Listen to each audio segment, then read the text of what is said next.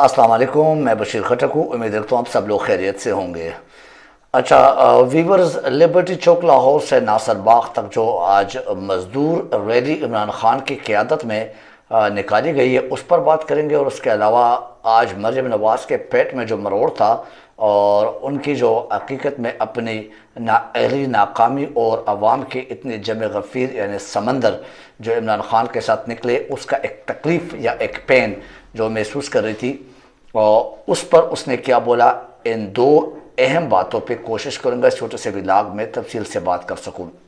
बल लिबर्टी चौक से मीन्स लाहौर से नासर बाग तक जो है ना वो एक बेहतरीन, एक शानदार, एक अवाम के जम गफ़ीर वाली रैली इमरान खान की क़यादत में निकाली गई जिसमें अवाम का समंदर उमड़ आया। इसमें कोई शक नहीं है। मैं ख़ुद जो एनी शायद जिसे आप कह सकते हैं, मैं ख़ुद वहाँ पे मौजूद था। मैंने ख़ुद वहाँ पे उस वक़्त फेसबुक के आईडी से आपके साथ लाइव भी कुछ शेयर किए, कुछ क्लिप्स, कुछ ग्लिम्पसेस, और उसके हवाले से अगर किसी को कोई शक हो तो वो क्लिप्स भी देख सकते हैं। एनीवे, सारे सोशल मीडिया और मीडिया पे तो इतना नहीं दिखाते बहरहाल, लेकिन सोशल मीडिया पे आपको सब कुछ नज़र आ रहा होगा और आ चुका होगा।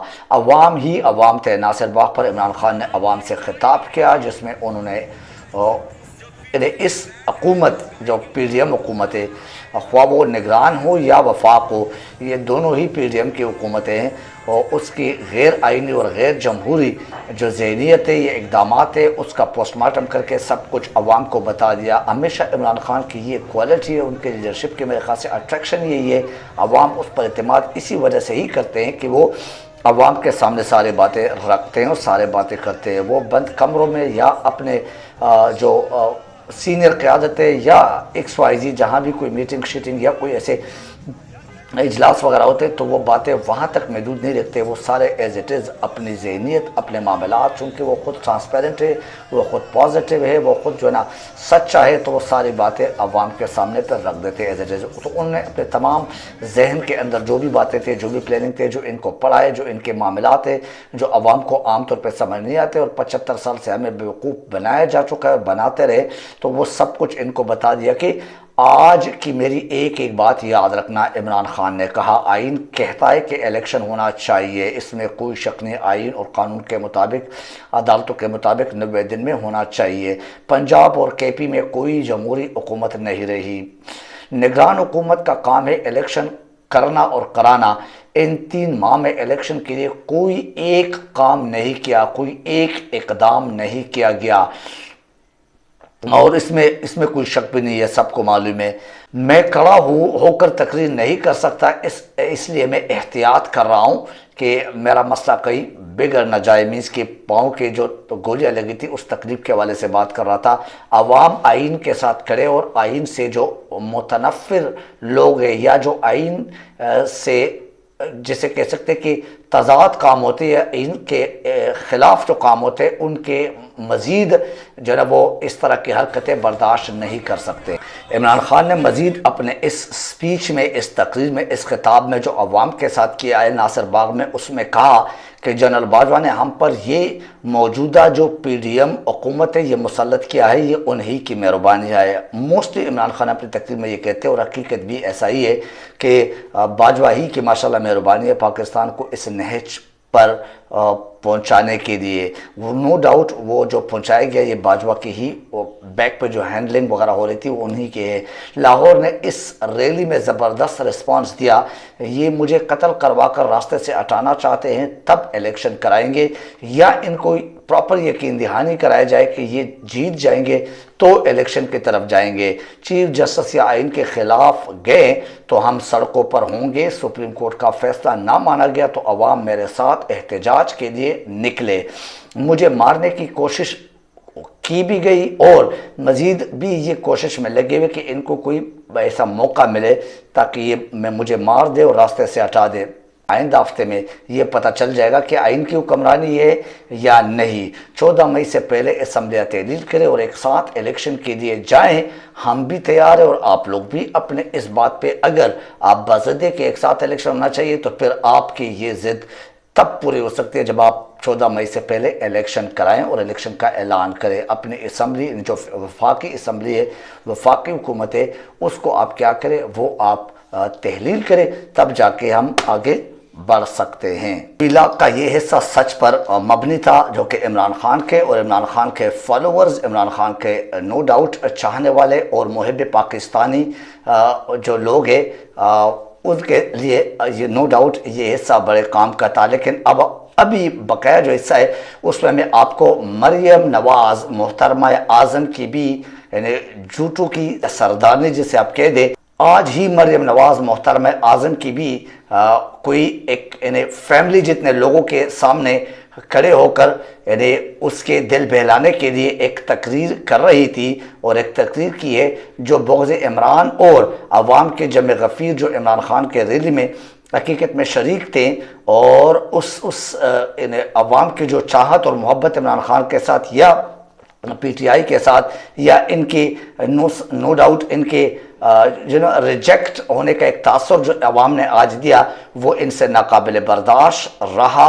اور اس پاگل پن میں عوام کو بے وقوف سمجھ کے، پورے پاکستان کو بے وقوف سمجھ کے جیسے سمجھتے رہے کہ 2017 میں روٹی 2 روپے کی تھی جب نواز شریف کا دور تھا، اور مہنگائی کا ذمہ دار عمرانی فتنہ ہے. نواز شریف نہ خود کھاتا ہے اور نہ دوسروں کو کھانے دیتا ہے. اس میں مریم بی بی واقعی کوئی شک نہیں ہے کہ نواز شریف نہ خود کھاتا ہے نہ کسی کو کھانے دیتا ہے. وہ ایون فیلڈ، وہ جو پاناما لیک سے، وہ ڈان لیک سے، وہ آپ مختلف قسم کے آج جو بگوڑا ہے جو عدالتوں کے ان کے اوپر کیسز ہے جو عدالتوں کا سامنا نہیں کر سکتا ہے، وہاں پہ بیٹھا ہوا ہے. تو اس کا آپ اندازہ لگا لو کہ آپ کی تو جائیداد کا ایک ٹکڑا بھی یہاں پہ لندن میں کیا تو آپ کا تو پاکستان میں نہیں تھا. اب یہ بڑے بڑے محلات جو وہاں پہ ہے، جو آپ کے بائی لوگ جو ہے نا وہ یہاں سے انکار کر چکے کہ ہم پاکستانی ہی نہیں ہے، پاکستانی شہریت ہم نہیں رکھتے ہیں، ہم جو ہے نا وہ برطانوی ہے، برطانوی شہریت رکھتے ہیں. پھر آپ کے باپ جو وہاں پہ بیٹھا ہوا ہے یہاں پہ آ نہیں رہا ہے. یہ تمام مثالیں آپ کے صرف اور صرف منہ بولتا ثبوت ہے کہ آپ کتنی جھوٹ بولتی ہے اور کتنی ڈٹائی کے ساتھ بولتی ہے.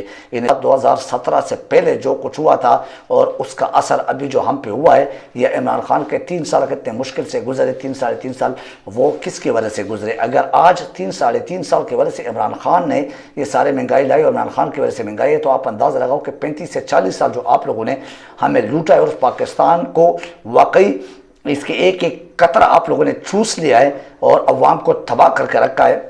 آج تک اسی فارمولے پہ چل رہے ہیں. تو وہ اس کا مطلب ہے کہ عمران خان کے 3.5 سال میں جو تھوڑی بہت مہنگائی تھی جو عوام کو محسوس ہو رہی تھی، وہ بھی آپ لوگوں کا ہی ایک اثر تھا جو آپ لوگ اس سے پہلے چھوڑ چکے ہیں. تباہی کے کنویں اور تباہی کے جو آپ لوگوں نے اثرات چھوڑے تھے. اینی وے نواز شریف نہ خود کھاتا ہے نہ دوسروں کو کھانے دیتا ہے، اس میں کوئی شک نہیں ہے. وہ بچے کو علم ہے کہ نواز شریف نہ خود کھاتے ہیں نہ دوسرے کو کھانے دیتے ہیں.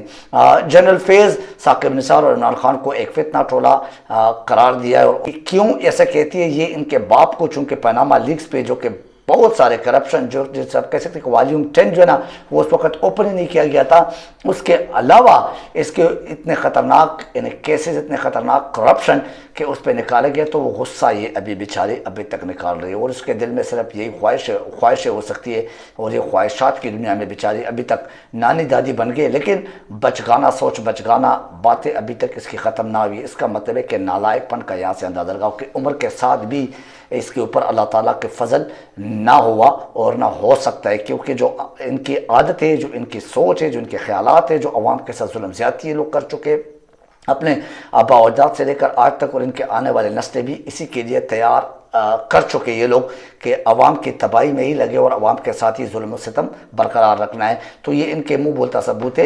اور پھر مزید کیا کہتی ہے؟ یہ بات بڑے کام کی ہے کہ لیڈر سینہ تان کر عوام کے سامنے کھڑا ہوتا ہے اور عمران خان گاڑی میں بیٹھ کر یا بالٹی سر پر رکھ کر تقریر کرتا ہے.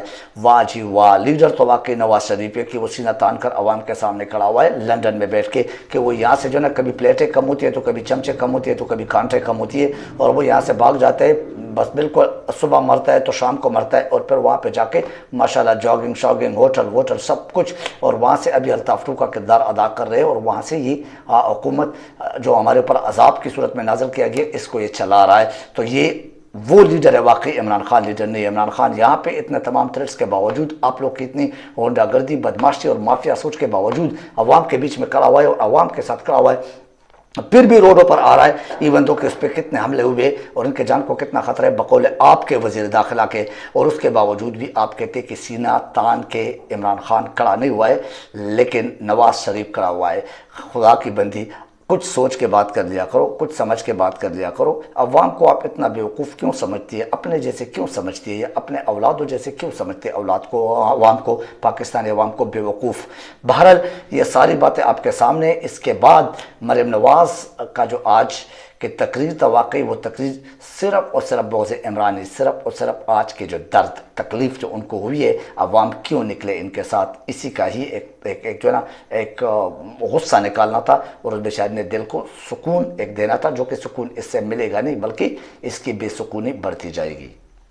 مریم نواز نے پھر کہا کہ پارلیمنٹ کا فیصلہ مقدم ہے اور پارلیمنٹ ہی کا فیصلہ ماننا پڑے گا۔ آج پارلیمنٹ مقدس ہو گیا، مطلب سپریم کورٹ اور آئین کے جو فیصلے یا جو باتیں ہیں وہ ردی کے ٹوکری کا حصہ ہے، اور چور ڈاکو کا آماج گاہ جو آج کل پارلیمنٹ بنا ہوا ہے وہ فیصلہ 24 کروڑ عوام پر مقدم ہے۔ کمال کی بات ہے، ہمارے امیدیں، ہمارے قانون، ہمارے آئین، ہمارے تحفظ کے ذمہ داری سپریم کورٹ کی ہے، نہ کہ اس پارلیمنٹ کے یا اس جعلی اسمبلی کے جو آج کل آپ لوگوں نے اپنے جو ہے نا ایک چور ڈاکو کے ٹولے کا ایک جو ہے نا ایک بیٹھک بنا دیا، اور ایک بیٹھک سمجھ کے یہ ہمارے اوپر وہاں سے قوانین جو ہے نا خود اپنی مرضی کے بنا کے چلا رہے اور نافذ کرا رہے۔ آپ لوگ کے لیے کوئی قانونی، اور ہم عوام کے لیے، ہم عوام کو بھیڑ بکرے سمجھ کے آپ جو ہے نا جو چاہیں وہ کرے پارلیمنٹ سے اور قومی اسمبلی سے، اور ہمارے لیے ان کے فیصلے مقدم ہیں، وہ مقدم ہے، لیکن وہ ہماری عوامی لیڈرز وہاں پہ آئیں، عوام کے منتخب شدہ اور منتخب کردہ لوگ وہاں پہ آ کے بیٹھے، پھر ہم مانیں گے کہ واقعی پارلیمنٹ مقدس ہے، لیکن وہ بھی پھر بھی وہ مقدس یا مقدم سپریم کورٹ کے مقابلے میں سپریم کورٹ سے اوپر نہیں ہے۔ اینی وے، اب آپ خود اندازہ لگائے کہ کون کیا کہتے ہیں اور پاکستان کے لیے کون مخلص ہے، اور ہم حقیقت میں کس کے ساتھ کھڑے ہیں اور کھڑا ہونا چاہیے، اور عوام ماشاءاللہ اب سمجھ چکے ہیں، سمجھدار ہے۔ آج کے اس ولاگ سے مجھے اجازت دیجیے، اپنا خیال رکھیے، اپنے اس چینل کا خیال رکھیے۔ تھینک یو ویری مچ، اللہ حافظ الناصر۔